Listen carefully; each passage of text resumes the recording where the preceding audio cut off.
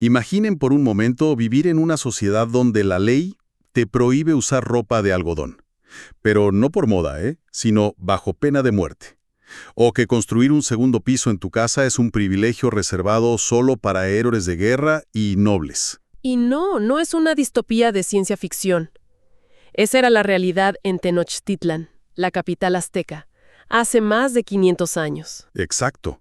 Y hoy vamos a meternos de lleno en el sistema que hizo todo eso posible. Un conjunto de leyes, extraordinarias, diseñadas por uno de los gobernantes más importantes de los mexicas, Moctezuma y Luisicalina, allá por el 1440. Así es. Y lo que vamos a explorar, a partir de las fuentes académicas, no es solo una lista de reglas. Para nada. Es una ventana a cómo se construyó un imperio, cómo se cimentó una jerarquía social y esto es lo más alucinante, cómo la ley buscaba mantener el equilibrio del universo entero. Justamente, la misión es entender la lógica que hay detrás de este sistema, que a nosotros hoy nos puede parecer brutal o simplemente extraño, pero que tenía un propósito increíblemente sofisticado. Pues empecemos por el principio, por el arquitecto, Moctezuma I. Las fuentes dejan clarísimo que no fue solo un conquistador, fue un legislador, casi un ingeniero social. Totalmente. Sus leyes fueron las que transformaron Tenochtitlan, que pasó de ser un señorío más a la capital de un imperio. Y la base de todo era una jerarquía social muy, muy marcada. Por un lado, los pipiltin, la nobleza. Y por otro, los macehualtín, la gente común. Y lo fascinante es que esa división no era solo de dinero o de poder. Las leyes la hicieron visible, palpable, en cada detalle de la vida. Eran un mecanismo de control, sí, pero sobre todo de consolidación del Estado. O sea, se trataba de separar a los que gobernaban de los gobernados. De crear un abismo que le recordara a todo el mundo a cada minuto cuál era su lugar. Y esa separación empezaba por la cima. Hay una ley, la primera de la lista, que a mí me vuela la cabeza. Dice, el rey, el tlatoani, nunca debe aparecer en público excepto en una ocasión extremadamente importante. Pero a ver, ¿cómo funciona eso? ¿Un líder que se esconde no parece débil? Es una pregunta lógica, sí, pero desde nuestra perspectiva. Para ellos tenía todo el sentido. El objetivo era construir un aura de divinidad. Claro. El tlatoani no era un presidente. Se le consideraba la madre y el padre del pueblo, pero también era el representante de los dioses en la tierra. Su poder era sagrado. Al mantenerse oculto, distante, se convirtió en un misterio. ¿No era un igual? Para nada. Era una figura casi mítica. Esa ausencia física, paradójicamente, magnificaba su presencia simbólica. Y esa distancia no era solo simbólica, era arquitectura pura. La ley 11 lo describe. El palacio real tenía salas separadas según el rango. Si eras un plebeyo, ni se te ocurriera entrar al área de los grandes señores. La pena era la muerte. Exacto. El palacio era literalmente un mapa de la estructura social. Y no era solo una residencia, era el centro neurálgico del Estado. Dentro de esos muros, inaccesibles para la mayoría, estaban los tribunales de justicia más importantes, el Tecali, el Tlaxistlan, los consejos militares, las oficinas de tributos. Todo el aparato del Estado, manejado solo por los pipiltín, estaba físicamente blindado. Ok, entiendo. El poder supremo está encerrado, es casi un fantasma, pero ese poder tenía que verse en la calle de alguna forma. Si no podías ver al rey, ¿cómo sabías quién mandaba? Esa es la pregunta clave. Y la respuesta está en las leyes suntuarias. ¿Las que regulan el lujo? Sí, pero eran mucho más que eso. Eran un lenguaje, un código visual que todo el mundo entendía y que comunicaba tu estatus al instante. No se trataba de lo que podías pagar, sino de lo que te estaba permitido mostrar. Y los ejemplos son increíbles. La ropa, por ejemplo. La Ley 7.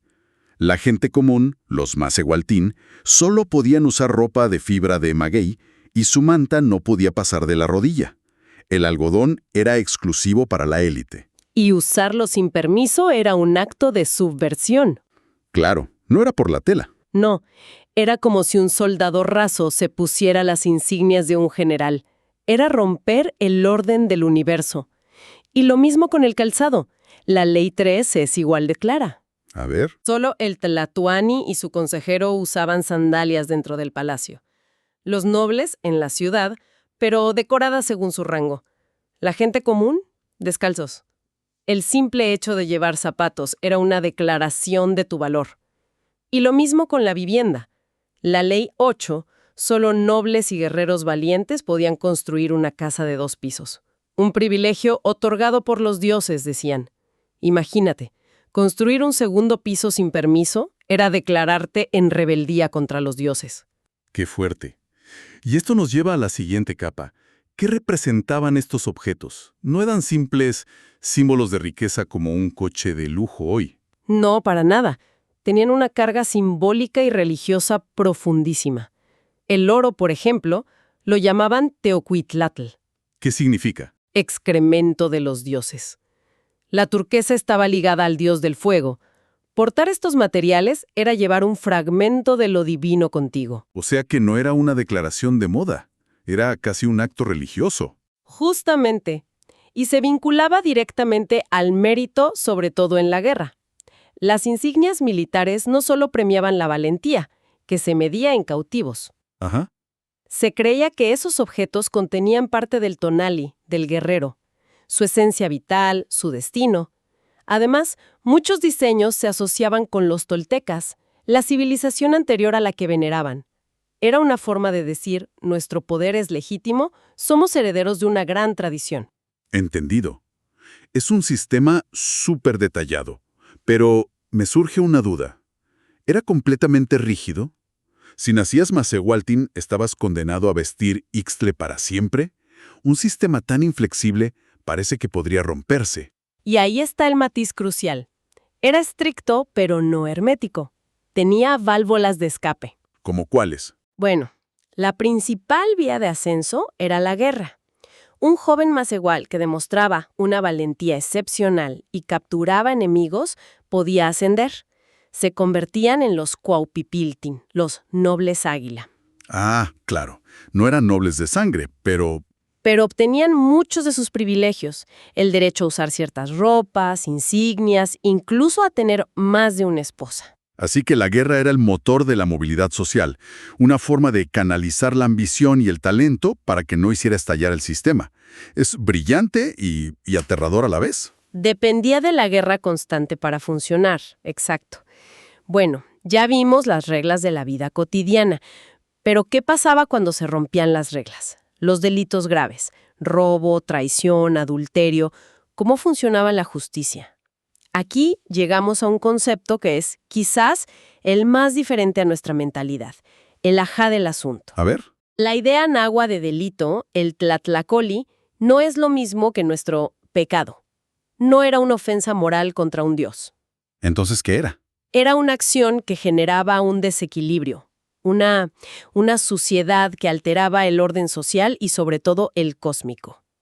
El objetivo del castigo no era la venganza, sino limpiar esa mancha y reparar el equilibrio del universo. Reparar el universo. Es una idea muy potente. ¿Lo es? Funcionaban en lo que se llama una cultura de la vergüenza.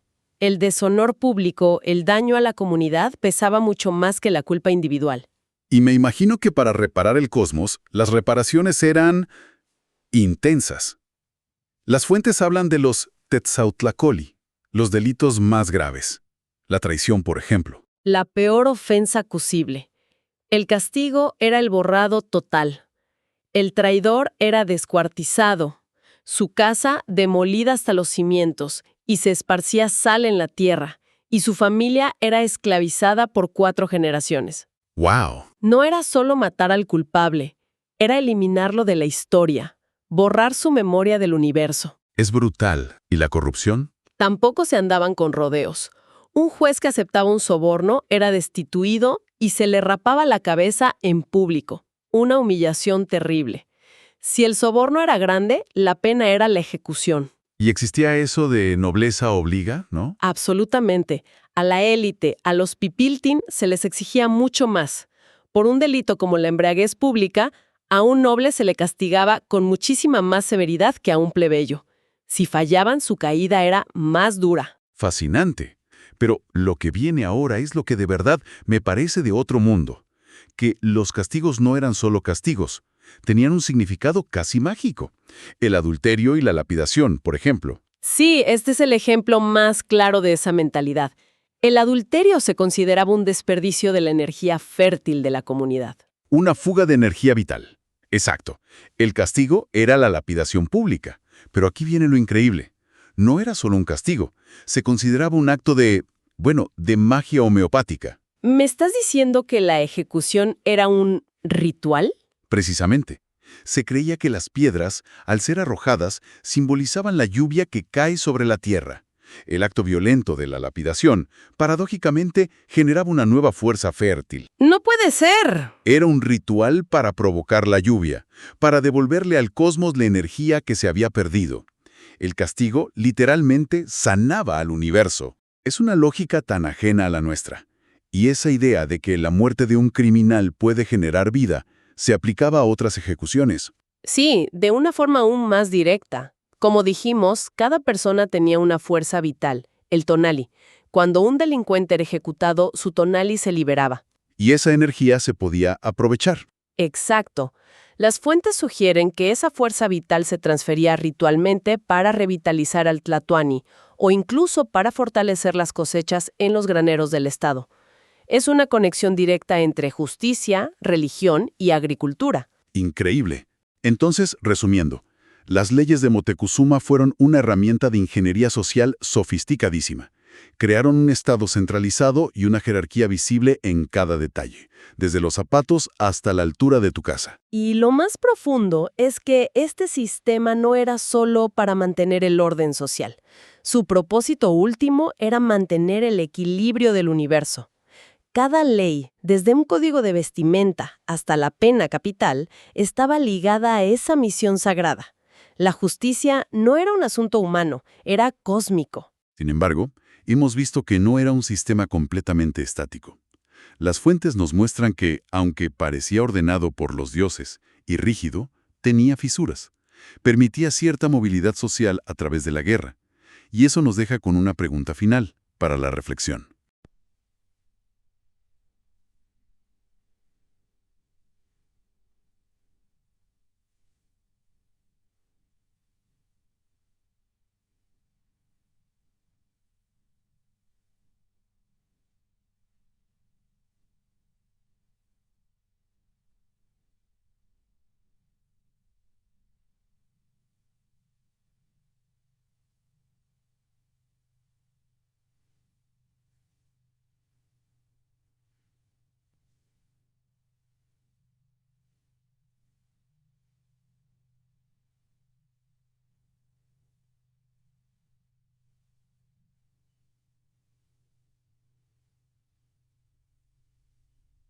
Las fuentes nos presentan una sociedad que intenta equilibrar dos fuerzas opuestas, una estructura social que se presenta como eterna, inmutable, y la necesidad práctica de recompensar el talento y evitar que el sistema se quiebre.